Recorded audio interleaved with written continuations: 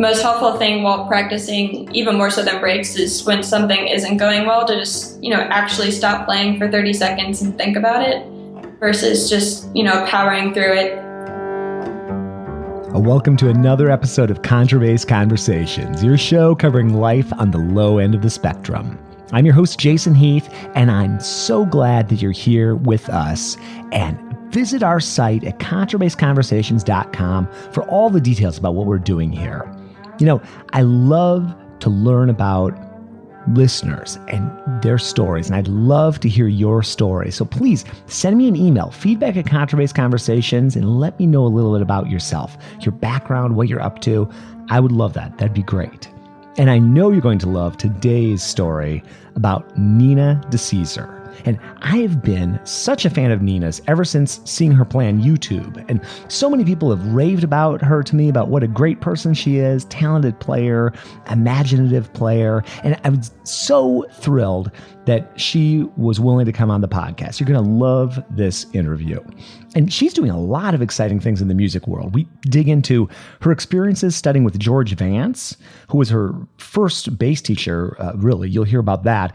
Paul Ellison, how she overcame a serious playing injury, how she prepared for a successful audition for the Oregon Symphony, and what she's doing outside of the orchestra, exploring interesting solo opportunities, playing in Portland bars. And you're going to be hearing some music from Nina, including compositions by Thelonious Monk, Lloyd Goldstein, who's a former podcast guest. Highly recommend checking out his episode if you haven't. It's amazing. François Rabbath, who is actually another podcast guest way back. I have to go back to 2007. And Renaud Garcia-Fons. So you'll be hearing those four excerpts. And you can find complete performances of these and much more on Nina's YouTube channel, which we have links to in the show notes. We also, near the end, dig into an article in the Strad by Chichi Nwanku about how players are being trained on the bass worldwide. And Nina's got a great perspective on this. You'll really find it interesting. So I know you're going to enjoy this conversation with Nina DeCesare.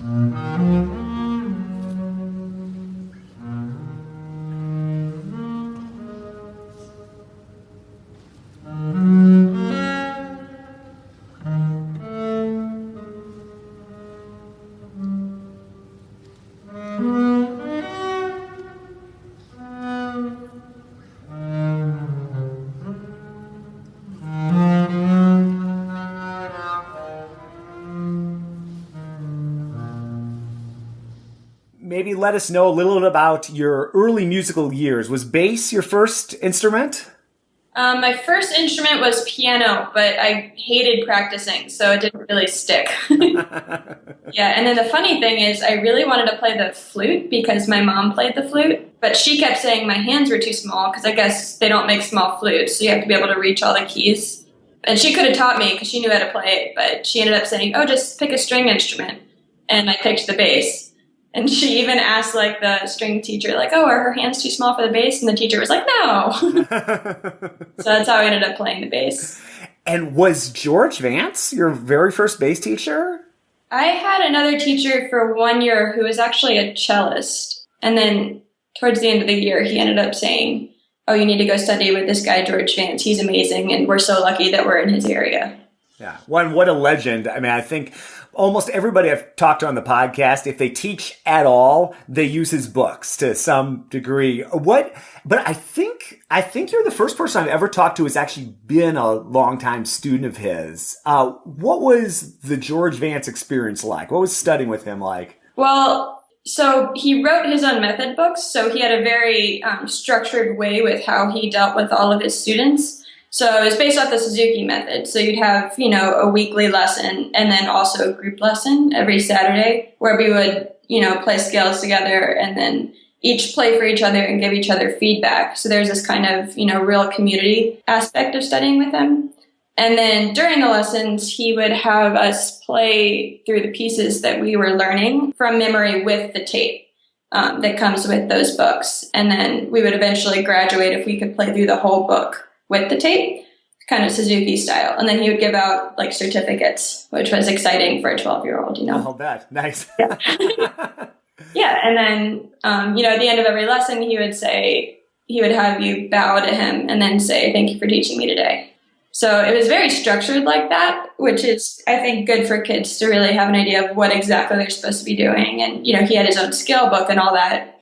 And then the other really cool part of it was he had these workshops every summer called the Summer Bass Workshops in DC. And he would have François Rabbath come and other awesome people like Rufus Reed and Teppo Hadoato and like Hans Sturm and all these just incredible bass players and teachers. So like from an early age, his students got to experience like a huge wide array of different styles of playing and like different styles of teaching. And it really, I think, broadened his students' horizons a lot. I was just talking with Galen McCormick. I don't know if you've ever met Galen, but we were talking about, and we both use George's books, and we were talking about how we use it in terms of like what we give a student in a lesson, how frequently we move through pieces. I'd love to hear, and probably people listening, how did he approach like teaching his own material? Like just in terms of like how frequently you got a new piece, that sort of thing. So I was, young when I was actually going through the books with him, but from what I remember, we weren't allowed to move on to the next piece until we had played through the piece with the tape from memory and had all the bowings and the fingerings down. So I remember being very frustrated when I was that age because I practiced so much and all I wanted to do was play all day. And he was like, no, you have to, really perfect it before you move on, which is difficult for a kid, but also incredibly useful. So that's kind of how it worked. And then at the end of the first volume, which is the first 2 books of his method, he would start to introduce the Rabbath etude books. Oh, okay. Go through those. And we would also play through those with the tape, except he would allow us to use the music for those. I'm not exactly sure what that distinction was there, but someone else could probably tell you. Yeah. And what a great experience having those Vance workshops are legendary. What a great experience to have as a young person. And you competed or won first place for ISB solo competition in the younger divisions, right? The 14 and under. And then was it George that encouraged you to do those competitions? Yeah, I think so. He definitely encouraged his students to go to ISB in the first place because obviously it's an amazing experience, especially for a kid. And then on top of that, I think he mentioned that they were happening and he would encourage it, but it wasn't like he pushed his students to compete. It's not like he was a competitive person and he didn't really like the idea of the end goal being winning a competition. But he did think, this is something to work towards. You might as well do it. You ended up studying with Paul for your undergrad. When did you first meet Paul? Well, this is another aspect of studying with George that was so awesome. Was I met Paul when I was, I think, 11. He brought all his students down to Shenandoah University where Sandor Ellison was teaching. And he had all of his students play for Paul that day. Yeah, so I met him very early, which is really cool. Especially with people like Paul, I've talked to several of his students. If you could, and this is kind of hard to do, but if you could summarize Paul's teaching style, do you think you could do that? Yeah, sure. So one of the biggest things about studying with Paul is it's not always just about bass playing, So he kind of, when he, especially with undergrads, he kind of sees everything that they're coming from and their personality type. And he's really good at kind of molding his teaching style to what that is. So for example, when I got to Rice, I played a lot of solo stuff and I was kind of, maybe a little too gung-ho about just playing music and not really paying that much attention to technique or anything. And I hadn't really done any orchestra stuff. So he really kicked my butt the first year saying, okay, take a step back, really think about what you're doing, pay attention, etc. But then another amazing thing about Paul is he's so supportive, like emotionally. So for example, when I went through an injury, like I would go in and talk to him for an hour every day instead of my lesson and really talk about not even just bass playing, but kind of the broader picture of what I was going through and all that. And then technically, what Paul is able to do when he's teaching is incredible because he can see a problem that comes across as maybe playing out of tune, and he's immediately able to say, oh, you're doing this physically, that's why you're playing out of tune, or that's why it's scratchy. And it's really nice to have answers like that from someone. And then also, since he's such an amazing musician, if you're playing a solo for him, he's able to really find the essence of what makes that piece so musically compelling. And he's able to kind of explain that in words and make a student think about that in a way that makes them play it much more musically, so that the audience will really understand what makes that special. For example, like with Piazzolla, he would always say, oh, it's like playing in a smoky bar, but the rhythm has to be perfect, but you can slide into things, but you have to make sure that you're being tasteful about it. Yeah, that's a tough balance to strike with the Piazzolla. You mentioned that you went through a playing injury, and you've got a great post up on your website. I'll make sure I link out to that. But could you maybe talk through what happened when you noticed it, how you dealt with it, that experience? So basically what happened was I'd been playing for a really long time by the time I got to college, 10 years, which compared to violinists is not a long time, but for bass players, it's a long time. So I had a lot of habits built up, especially habits that I started when I was, 11 or 12 and was starting to really play more. And in high school, I was practicing, maybe 1 or 2 hours a day, and then also playing high school sports and eating really healthy and never drinking and all of that. And then I got to college and suddenly I was playing 5 or 6 hours a day and, drinking much more regularly and eating cafeteria food and not sleeping and all of that stuff. And basically I ended up with a very serious overuse injury, which led to compression in both of the nerves in my shoulders. So I noticed it towards the end of my freshman year that my hands were just getting weaker and it was becoming more and more difficult to play.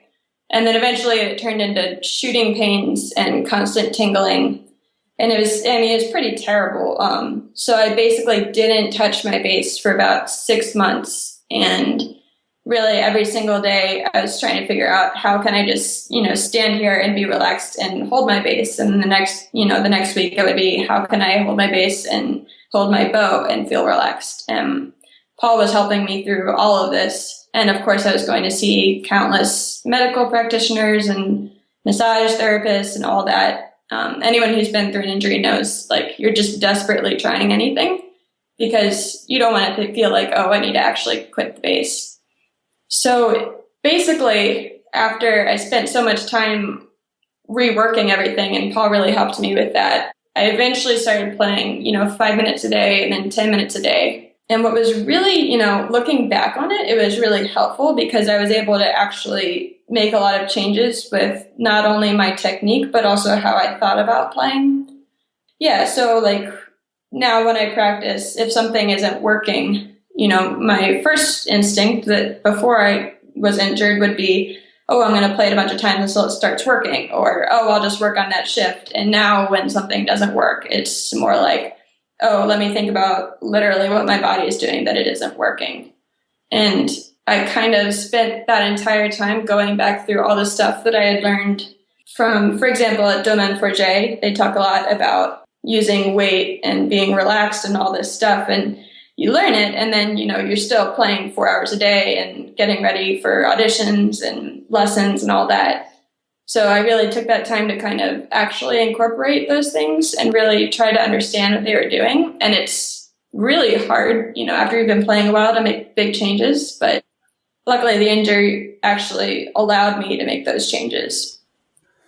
So I'm sure you have all sorts of things you do differently now, because now it's been a while. How long ago did this happen? I guess 5 years ago. Okay. So do you have do you stretch now and you didn't before? What does the beginning of your practice day look like now, as opposed to maybe right before you got injured?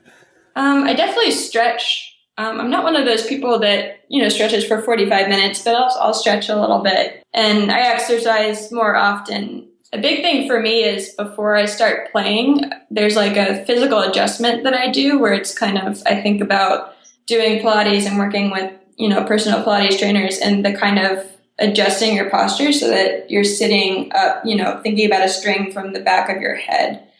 And then just doing that helps me to play in a relaxed fashion because my posture is right, which is where a lot of nerve injuries come from because your shoulders roll forward and the nerves are being compressed. So then thinking about the posture just allows me to play in a more relaxed way. Oh yeah. So were you doing some Pilates too, or was that something that you found helpful? So it sounds like it was kind of a combination of things that caused it. It wasn't you were holding your left shoulder too high or anything. It was just things built up over a long time. Mm-hmm. Yeah, just playing too much, with mediocre technique and like a really unhealthy lifestyle, I think. How do you approach, if you have the luxury, and I know it's harder as you get older and you have an orchestra job and all this, but let's say you do have a big chunk of time to practice now, how do you organize that in terms of taking breaks, in terms of just being good to your body? Do you have any techniques you use now?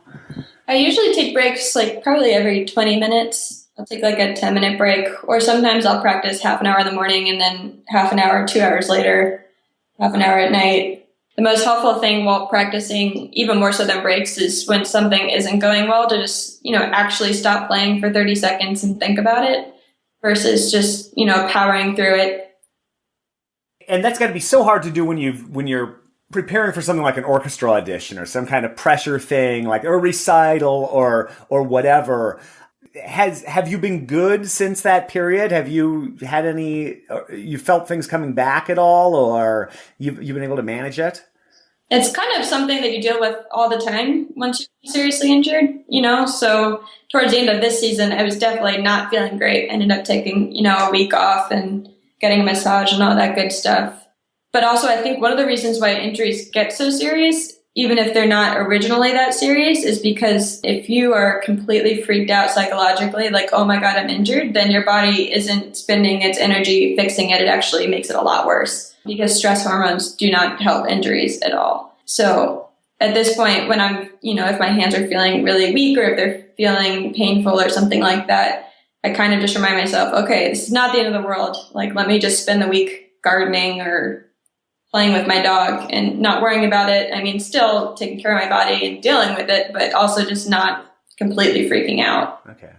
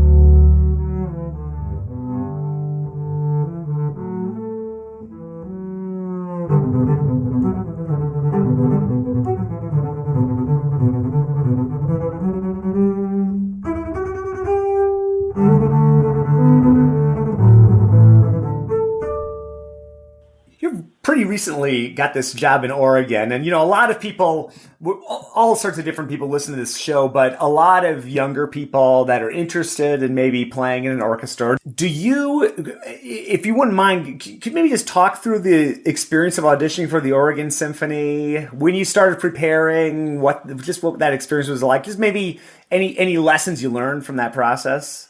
Yeah, totally.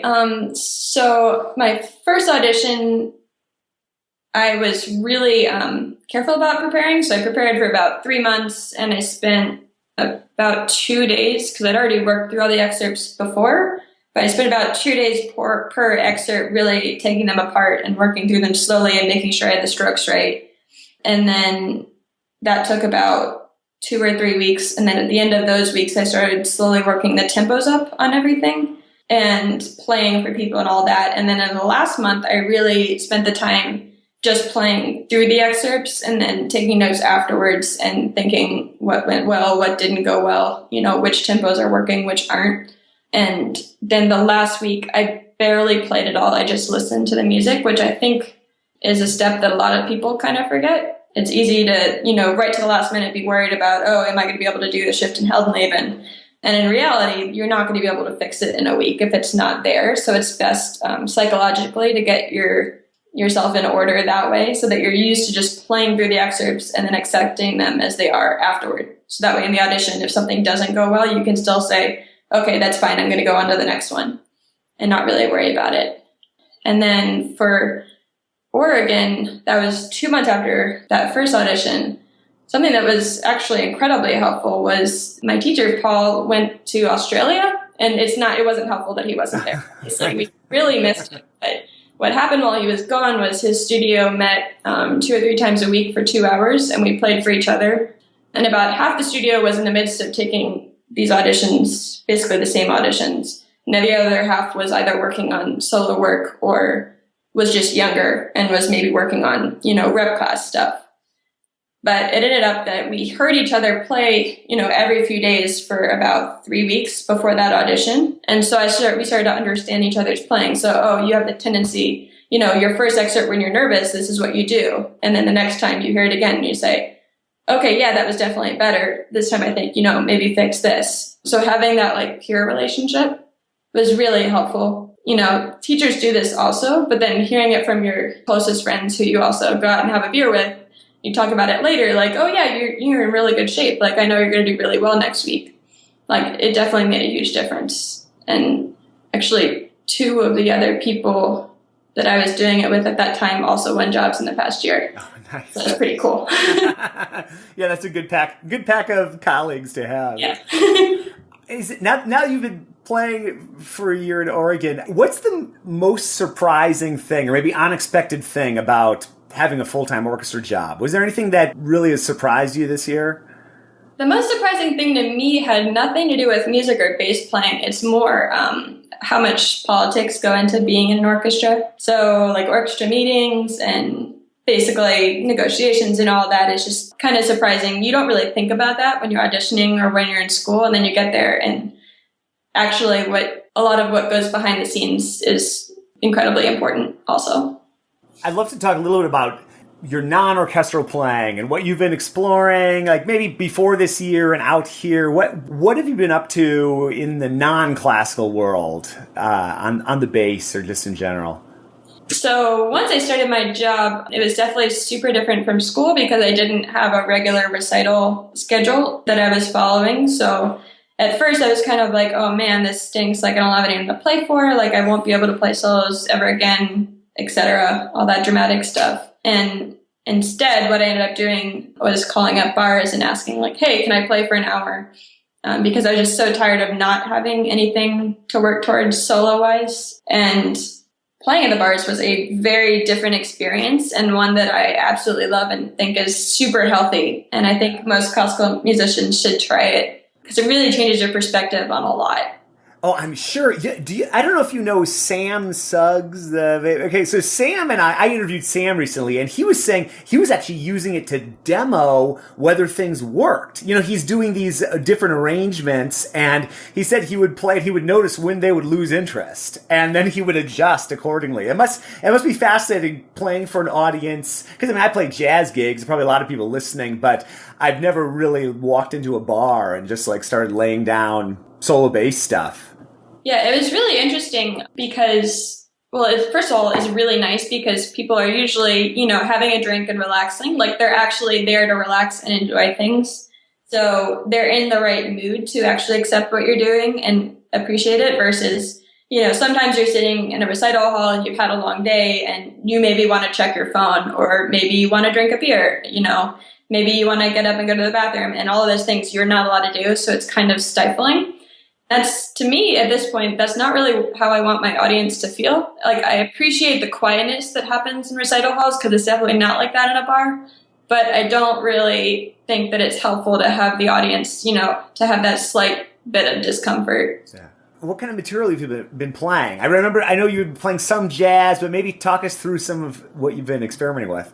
Well, so the first time I did it, I had I wrote it out almost like a recital program, exactly what I was going to play. And I started with a Rabbath piece, and then I played the entire first suite, but I played different jazz standards between the movements. So after the prelude, I went directly into La Vie en Rose.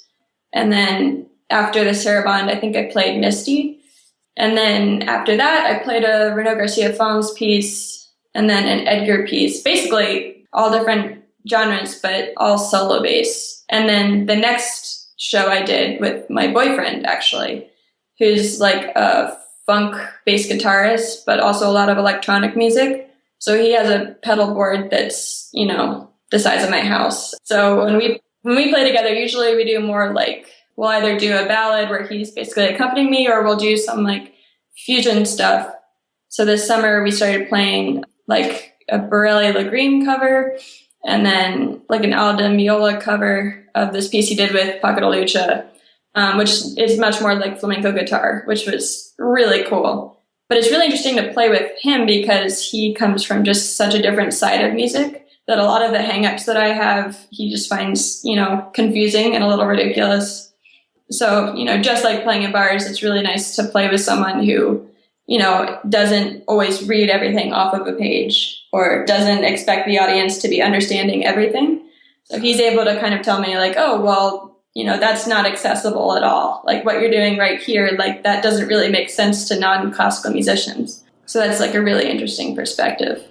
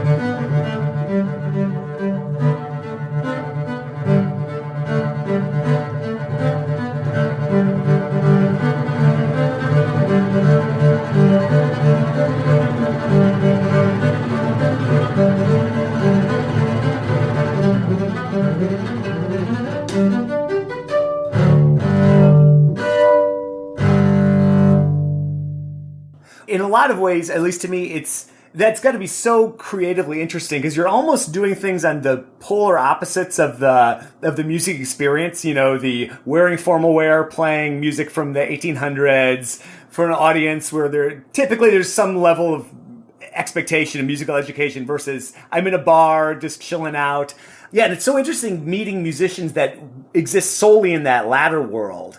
Because, we have all these hang-ups, because I was classically trained, too, and all these sort of, like, you know, neuroses sort of built into just the way we experience music that's just not there in, like, a rock musician, a funk musician, a jazz musician. It's got to be creatively satisfying doing both of them, I'm sure. Definitely. Like, for him, you know, the main thing that always has to be there is rhythm. He says, you know, if you play slightly out of tune or with bad tone, you know, that's okay as long as you're in rhythm. But as soon as you fall like out of the beat with me, then, you know, it sounds bad.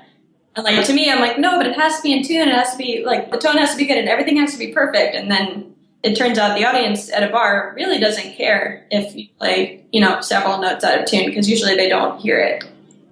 Now, you've been doing some teaching out there, right? You've been working with the Youth Symphony a little bit. What have you been up to teaching-wise? Well, I got really lucky because Ted Botsford actually passed on several of his students to me. So I actually kind of entered with a studio bass which was nice. And I never really taught before, so that was a learning experience. And then also Youth Orchestra, Portland Youth Philharmonic, hires the Oregon Symphony bass players to teach these group classes every Saturday that are free for anyone who wants to come learn the bass. And it's an amazing program because we get, lots of students from all kinds of backgrounds, and some who've been playing for a while and some who've literally never held a bow. I had one student come in halfway through the year, and she was 10 and really tiny, and she had her dad's 3/4 size bluegrass bass with gut strings on it. Oh no. Giant German bow. And I was like, all right, let's figure out how to make this work. The bass was almost too big for me, and she was like 1.5 feet shorter. And I was like, all right, let's find you a stepping stool. But I mean, it's great. And it's so interesting learning to teach in that setting, because with group classes, especially with beginners and different age levels, it's exciting because some kids learn really quickly and they want to power through everything, and they can memorize and they can read music really well. And then some of the kids have a really hard time just figuring out how to hold the bow. And, maybe they don't come every week, and then they feel bad because they're left behind their peers and all that. So it's definitely a balancing act, but it's a really cool program. Yeah, what on earth do you do with a giant group of people at all those different levels? Do you have some bass ensemble stuff, or you're playing scales or technique? What are you doing? Well, we divide it into 3 levels. So I actually had the beginners this year. So we worked through the George Vance books.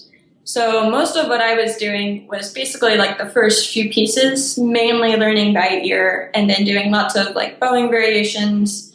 And then every day for the last 15 minutes, we would put our bows down and we would do some pizzicato stuff. So we'd play the same pieces, pizzicato, and then we'd have a little jam session where they would improvise with their 3 notes that they knew. Nice. Yeah, it was really fun to see what they would come up with for that part, actually. They got really into it. Yeah. Well, and I'm sure you had a great model with Vance and that, so you probably have some great ideas. It's been really interesting teaching through his method, because now that I'm an adult working through it as a teacher, I can kind of see oh, wow, that's amazing that he thought of doing this piece with this, preparation, because that really establishes a good technique for the kid, and they don't even know it. They're just doing it. Hooked bowing, I'd never thought of introducing it in that way until I saw it presented in that fashion. It's been really cool kind of revisiting that from a different standpoint. Earlier when I was teaching, I would ignore some of those preparation exercises. I thought, I don't need to do that. And then as I got older and started to experiment, I realized, that's a fantastic exercise to do. For hooked bowing, for example. Yeah, or string crossings, or the happy bass player, or all that kind of thing. Yeah, this is great. Is there anything we haven't talked about that would be interesting to get out there? I feel like I always miss something with people that we get off the phone and it's we should have talked about that. Well, yeah, actually, it's interesting. There was an article that came out recently by Chichi Nwanoku. Uh-huh. You might have read it. It was the one that kind of talked about orchestral playing and solo playing. Yeah. And it opened a really good discussion that I think it's been needed for a really long time. Because there's a strange tension between those 2 approaches. There is. And what's interesting to me is I feel like you went to one of the few schools where it just seems to be a lot of people that come out of Paul's studio, both accept solo play, and they great soloists, but also great orchestral players and winning orchestra jobs. But it definitely seems like there's a divide. Yeah, that'd be fascinating to hear your thoughts on that. Yeah, and I think Paul really teaches his students to kind of embrace both sides, because they really help each other. For example, if you spend all of your time working on an orchestral stroke, you'll probably get it eventually, but you could also spend some time maybe working on one of Rabbath's pieces that has some crazy bouncing stroke or something. They seem like they don't really have that much to do with each other, and you are actually doing something technically different. You'll probably use your wrist a lot more for Rabbath's strokes in his pieces. But actually they really help each other, because Rabbath's strokes only work if you're completely relaxed and your bow hand looks great and your shoulder isn't up and all of that. And that's exactly how you need to feel when you're doing orchestral strokes. So there's a lot of stuff that overlaps in between them that people don't really talk about. For example, with halt and Leben, it's a really, there's difficult shifts in there. But if you're playing challenging solo repertoire where you're doing all kinds of shifts, then you're also going to be practicing, various types of arpeggios that are helping that. And then you take that from your solo playing and you look at Heldenleben and suddenly it's like, oh, that's really not that hard. Like, I can do that. I've done it before.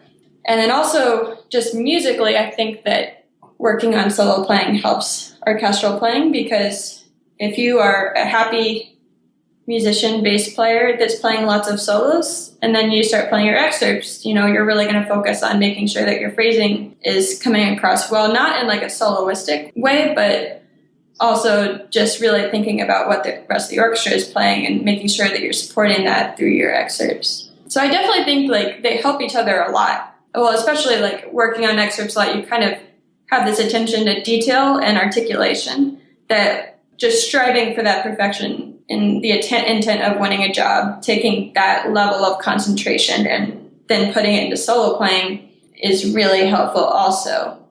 So unfortunately, there is kind of a divide there.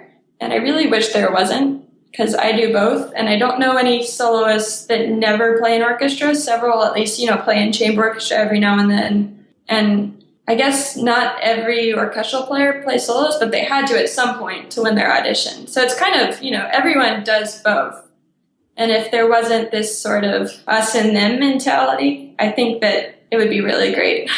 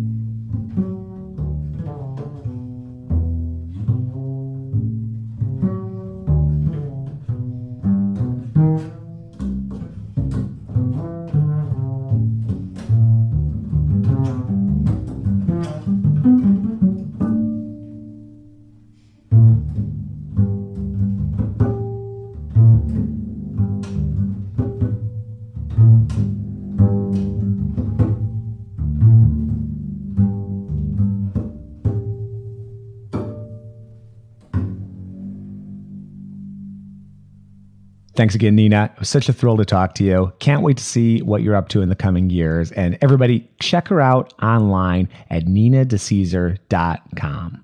And thanks again for listening. Thanks for following along with this. So thrilled to have you on board with the podcast. And if you want to know more about what we're doing here, about what the mission of this show is, go to the website, contrabassconversations.com. Thanks for spending the time. I appreciate it. I know Nina appreciates it. And we'll be seeing you again soon for more life on the low end of the spectrum.